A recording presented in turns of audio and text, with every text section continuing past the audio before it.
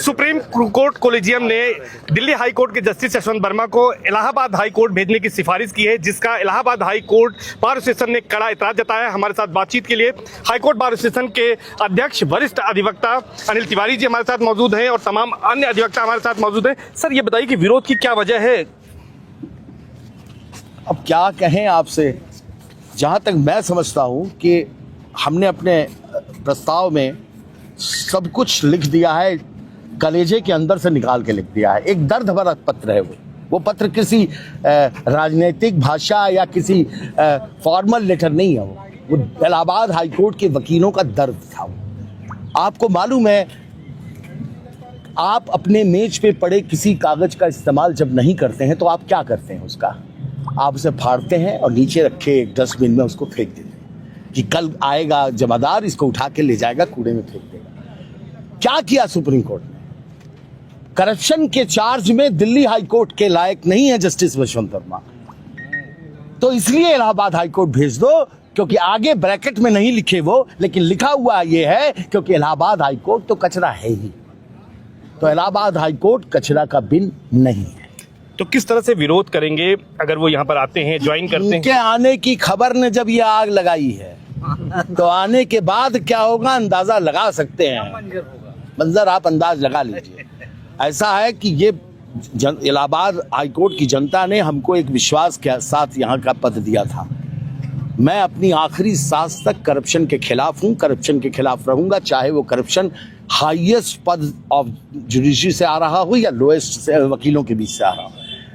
आप जानते हैं, वकील के खिलाफ भी अगर कोई एक्शन होता है सबसे पहले एक्शन मैं लेता हूँ। इस घटना से किस तरह से जो वादकारी हैं, जो लिटिगेंट्स हैं, वादकारी का तो जो नुकसान हुआ है उसका तो अंदाज मीडिया को तब पता चलेगा जब यहाँ वादकारियों की संख्या गायब हो जाएगी, केवल वकील दिखेंगे।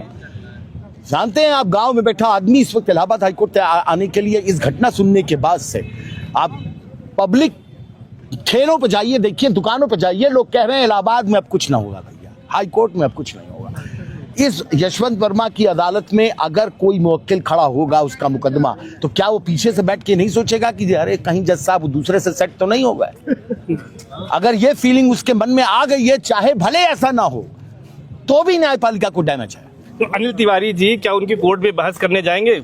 अनिल तिवारी जी उनको कोर्ट में बैठने ही नहीं देंगे। अच्छा, ये बताएं कि अगर वो वोट लेने यहाँ पर आते हैं, अभी तो आप लोगों ने 24 तारीख को एक मीटिंग भी बुलाई है, उस इमरजेंसी मीटिंग में किस तरह की चर्चा होगी, क्या मांग करेंगे? Yashwant Varma should resign, otherwise immediately he should be sent on leave, और matter of inquiry is not by inside procedure. ED को सौंपिए, ईडी एग्जामिन करेगी पैसा कहां से आया। बिल्कुल सर, ये जांच की आप मांग करेंगे, लेकिन एक बड़ा सवाल ये है कि जुडिशरी में जजों की कमी है। आप लगातार इसके लिए लड़ाई भी लड़ रहे हैं। ये जो पत्र 4 पन्ने का आपने आज जारी किया, उसमें भी तमाम बातें कही गई हैं कि जो है जनता का विश्वास इस तरह की घटनाओं से कमजोर हो रहा है, जजों की संख्या और लिस्टिंग का जो एक मामला, इन तमाम विषयों का भी जिक्र किया है आपने। मैंने इसलिए किया है कि हम अपनी प्रॉब्लम को बता रहे हैं। एक कॉर्नर से ये सवाल आ सकता है कि भाई जजेस की कमी है, चलो एक जज आपको और मिल रहा है। मेरा यही कहना है कि हमको जज चाहिए, करप्ट जज नहीं चाहिए। हम बिना न्याय के रह लेंगे, लेकिन करप्ट न्याय से नहीं रह पाएंगे। हम कूड़ेदान नहीं है, हमको कॉम्पिटेंट जज है। हमारे 2 साल से हमारी लिस्ट पड़ी हुई है वहाँ। कंसीडर करिए जो आदमी सही है उनको। अच्छा, बड़ा सवाल तो इसमें एक और उठता है, जजेस के अपॉइंटमेंट का जो तरीका है वो तरीका बिल्कुल फॉल्टी है। कहीं ना कहीं उस तरीके में कोई एक ऐसी गड़बड़ी है जिससे जस्टिस यशवंत वर्मा जैसे लोग एलिवेट हो जाते हैं। तो क्या बार को कंसल्ट नहीं करना चाहिए?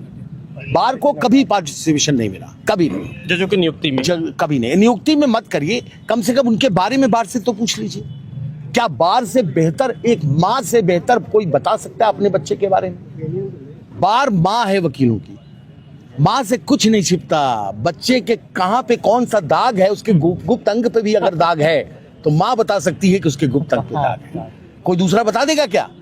तो माँ से पूछो ना कि इसके कौन से गुप्त अंग पे किस कोने में दाग है, बताएगा बार। तो फिलहाल जस्टिस यशवंत वर्मा का विरोध जारी रहेगा? जारी रहेगा। उनका विरोध तो है ही।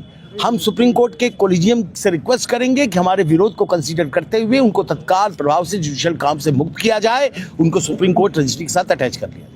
बहुत इस्तीफे की काम मांग वहाँ कर भी रहे है, बहुत फाइलें इस्तीफे की भी मांग कर रहे हैं उनकी। जी हाँ, उनके इस्तीफे की इस्तीफा दें, ईडी की जांच होनी चाहिए, ईडी की जांच जी। तब तक ये विरोध जारी रहेगा। तब तक विरोध जारी है। तो निश्चित तौर पर ये Allahabad high court bar association के अध्यक्ष हैं सीनियर एडवोकेट अनिल तिवारी जी, जिनका साफ तौर पर कहना है कि बार का स्टैंड बिल्कुल साफ है कि जो करप्ट जज हैं उनका विरोध किया जाएगा और अगर वो यहाँ आते हैं तो उनको बैठने तक नहीं दिया जाएगा। और खास बात यह है कि उन्होंने कहा है कि इसमें ईडी जांच करे और उसके बाद ही कोई मामला इसमें हो और उनसे इस्तीफा भी मांगा है। सर्वेश दुबे, न्यूज़ 18 प्रयागराज।